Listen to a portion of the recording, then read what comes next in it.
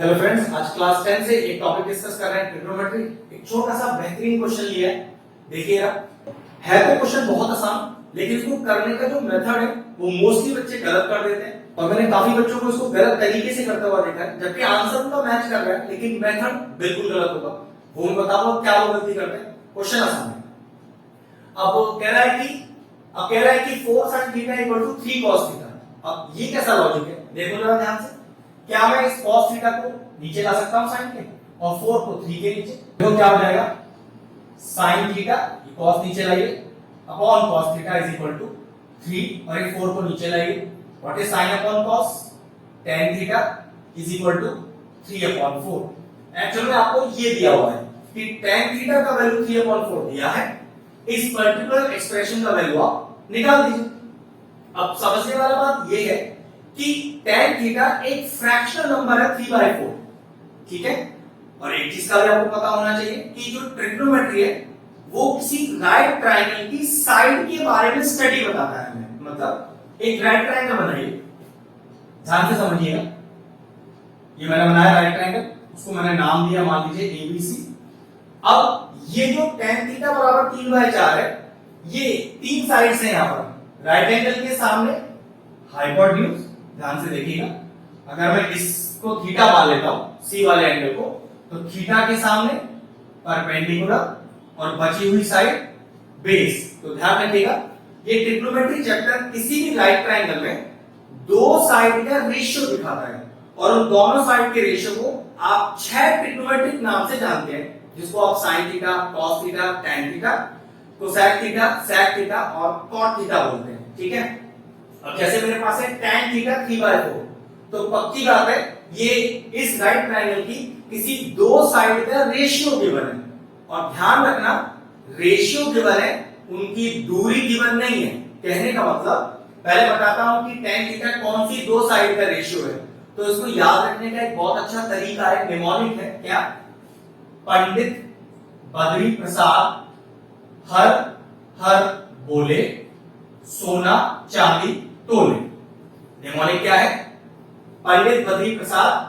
मैंने हर वर्ड का पहला अक्षर रख लिया है जिससे आपको याद रखने में दिक्कत ना हो। पंडित बद्री प्रसाद हर हर बोले, सोना चांदी तोले। ये सोने का मतलब S से हो गया sin थीटा, चांदी का मतलब C से cos थीटा, और तोले का T ले लिया tan थीटा। अब sin थीटा कौन सी दो साइड का रेशियो है? ध्यान से देखिए, परपेंडिकुलर अपॉन हाइपोटेन्यूज। ऐसी cos थीटा कौन सी दो साइड का रेशियो है? Base upon hypotenuse. और tan थीटा कौन सी दो साइड का रेशियो है? Perpendicular upon base. तो ध्यान रखो, हमें tan थीटा दिया हुआ है जो कि परपेंडिकुलर अपॉन बेस का रेशियो है। अब मैं आपको बताता हूं कि इसको करते समय बच्चे मिस्टेक क्या करते हैं। आंसर आपका सेम आएगा लेकिन आपको मिलेगा इसमें बिल्कुल जीरो। क्या? देखो, tan थीटा 3/4 है, और जबकि tan थीटा किसको दिखाता है? P/B को, मतलब परपेंडिकुलर अपॉन बेस का रेशियो है। और बच्चे क्या करते हैं, परपेंडिकुलर को 3 लिख देते हैं, ध्यान से देखिएगा, और बेस को 4 लिख देंगे वो। और बस पूरा क्वेश्चन इसी स्टेप पर आपका गलत हो गया। क्यों गलत हो गया? इसका नियम समझिए। बेटा, आपको tan थीटा का रेशियो दिया है 3/4, मतलब दो साइड का रेशियो गिवन है, उन साइड की दूरी नहीं गिवन है। आपने क्या किया है, परपेंडिकुलर को 3 लिख दिया है। देखिए, मतलब दूरी AB 3 है, और 4 लिख दिया है बेस को। 4 लिख दिया बेस को, मतलब BC की दूरी 4 है, जबकि 3 और 4 जो टर्म्स हैं ये दूरी है ही नहीं। ये तो tan थीटा है जो कि दो साइड का रेशियो है। तो याद रखो, आप ऐसे रेशियो वाले टर्म को दूरी की तरह यूज नहीं कर सकते। तो कोई तरीका नहीं है इसको यूज करने का कि दूरी की तरह यूज कर ले? हाँ, बिल्कुल है। जब आप यहां पर एक कांस्टेंट को इंट्रोड्यूस करो, वो किस तरह से? आप इसे 3/4 ना लिखकर एक कांस्टेंट ले लो k, और लिखो 3k/4k। अब याद रखें, ये रेशियो अब दूरी की तरह यूज किया जा सकता है, और यहां मैं 3 नहीं लिखूंगा, 3k लिखूंगा, और 4 की जगह 4k लिखूंगा। यही बस एक छोटी सी मिस्टेक है जो बच्चे एग्जाम में करते हैं। आंसर वही आएगा लेकिन तरीका बिल्कुल गलत हो जाएगा एग्जाम में, अगर आपने किसी कांस्टेंट को यहां लिखा नहीं। वो कांस्टेंट आप कोई सा भी टर्म लगा सकते हैं, आपकी मर्जी है, ठीक है। ध्यान रखिएगा tan थीटा एक रेशियो है दो साइड्स का, हम उसे दो साइड के रेशियो को दूरी की तरह यूज नहीं कर सकते। उसको दूरी की तरह यूज करने के लिए पहले मुझे रेशियो के अंदर एक कांस्टेंट को लाना पड़ेगा, उसी के बाद मैं इसको दूरी की तरह यूज कर सकता हूं, ठीक है।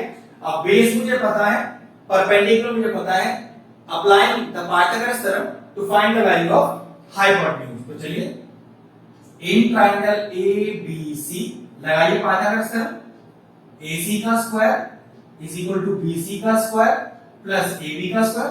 अब ये तो एकदम आसान सा चीज है, पता ही होगा आपको। हाइपोटेन्यूज AC पता नहीं, BC इट्स 4K का होल स्क्वायर, AB 3K का होल स्क्वायर। तो कितना आएगा देखिए, AC square is equal to 16K square plus 9K square, AC square is equal to 25K square और AC कितना आया, under root of 25K square. 25 का स्क्वायर रूट हो गया 5 और K स्क्वायर का हो गया K। मतलब यहां से मेरे पास जो AC का दूरी आया वो आया 5K। अब चेक करो, तीनों साइड्स आपके पास है, आपको sin थीटा और cos थीटा का वैल्यू चाहिए, वो यहां से मिल जाएगा आपको sin थीटा। अब sin थीटा क्या होता है देखो, परपेंडिकुलर अपॉन हाइपोटेन्यूज। तो perpendicular is 3K, hypotenuse is 5K। तो कैसे लिखेंगे, 3K अपॉन 5K, जो कि कट के क्या हो जाएगा 3/5। याद रखिए आंसर रेशियो में ही आएगा, लेकिन उसको दूरी की तरह यूज करना हो तो फिर उसमें एक कांस्टेंट लगा दीजिए।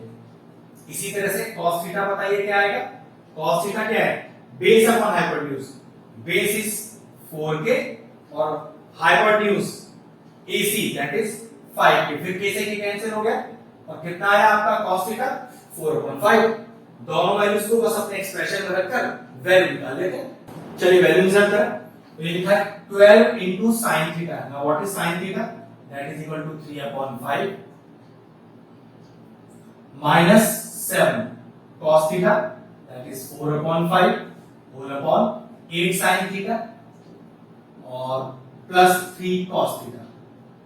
ठीक है, मल्टीप्लाई करिए तो 12 is 36/5 माइनस का 7 4 is 28/5 whole upon 24/5 plus 12/5।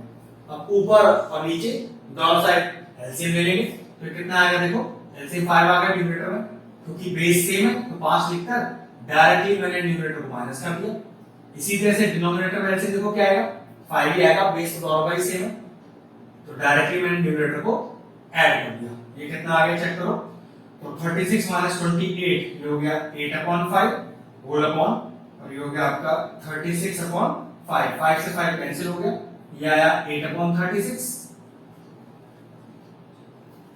Cancel भी हो रहा है, 4 2 8 और 4 9 36। तो what is the value of the given expression, answer आया आपका 2/9।